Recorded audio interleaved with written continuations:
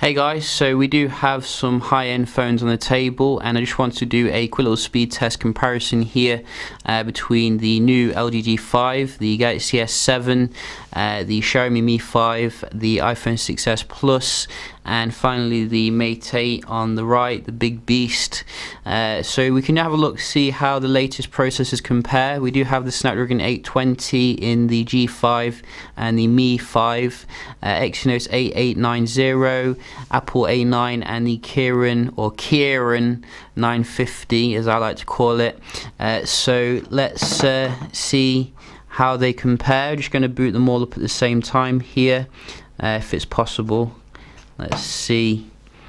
So a little bit of hand gymnastics, but it should be something fun. Whoa.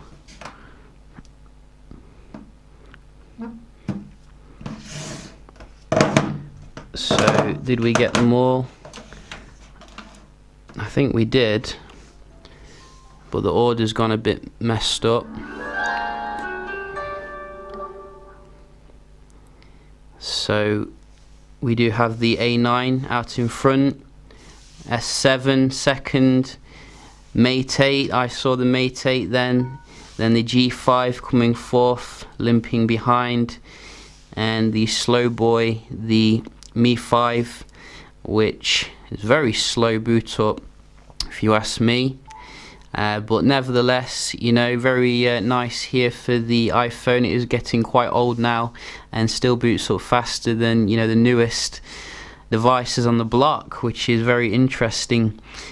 So we can just have a look here how they compare in terms of the Wi-Fi performance starting off. So you know, we do like to do a speed test here of the Wi-Fi, and we need to make sure we do have quick performance. So you can see we do have, what the hell's basketball? We do have everything on the same Wi-Fi. So we can just start off with the Mi5 here.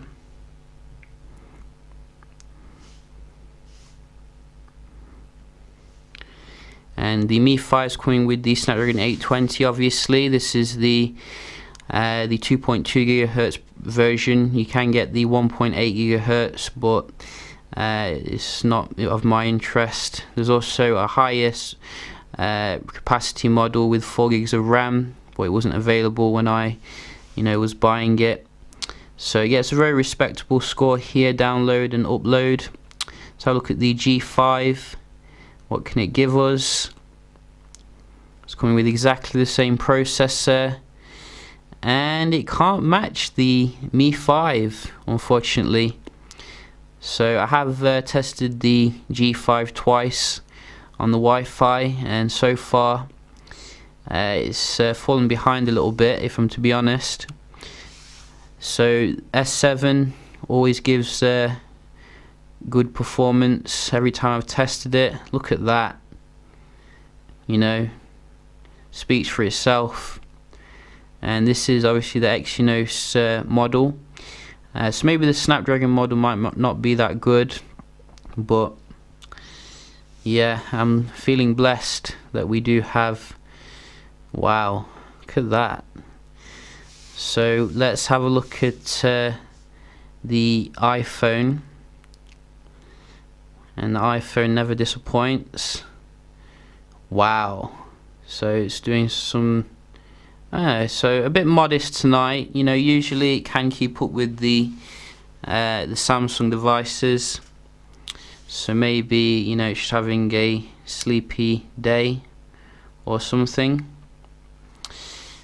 And finally, we do have the Mate 8. Very amazing beast performance from Huawei's Kirin 950. I think that the new Huawei the P9 comes with the 955, slightly better processor, but the 950 is still very competent here, but the Wi-Fi, you can see, leaves a little bit to be desired, not quite keeping up with the Snapdragon devices.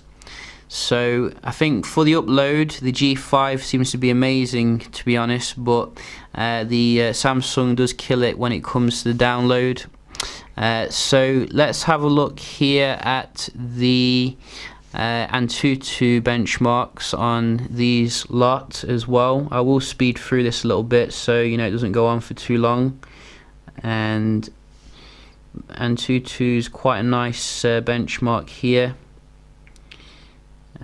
So whoa, we do have all this marshmallow stuff, which can be very annoying if you ask me.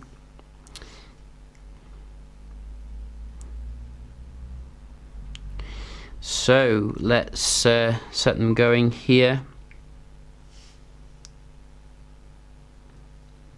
Yes.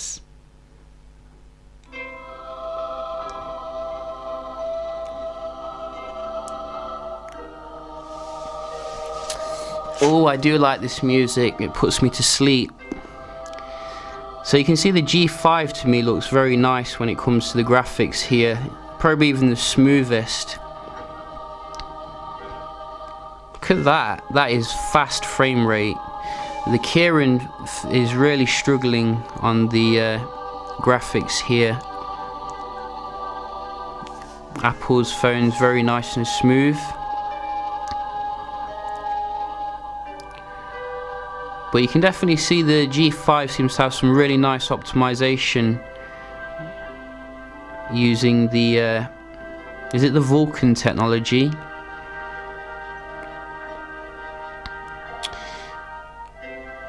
So I'm probably going to let these run through actually. I was going to fast forward it, but it's quite interesting.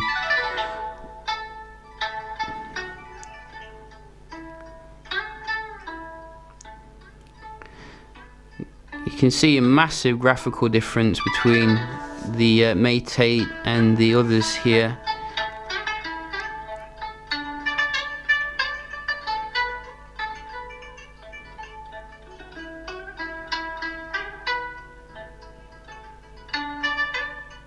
I would expect much better performance, to be honest, from the Mate 8. Huawei needs to work on its graphics. But generally you can see quite similar here for this one.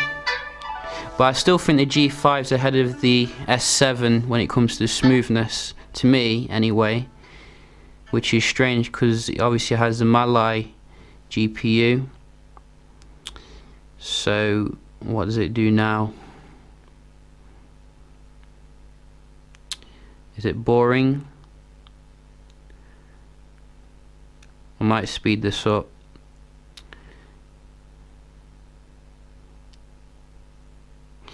So I think the Mi5 is actually ahead here of all of them, or maybe the iPhone actually, then the Mi5.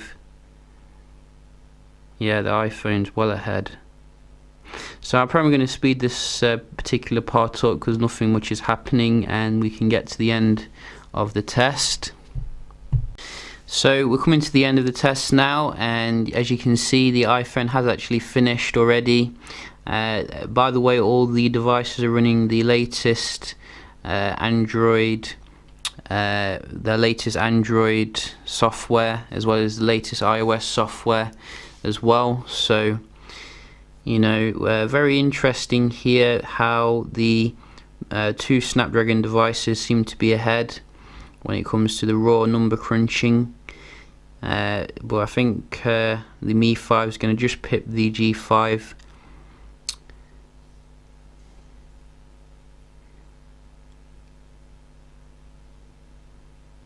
Yes, so you can see the Mi5 is coming with slightly less though than the G5 when it comes to the raw score here. So you're getting 132,455 versus 133,314 in the G5.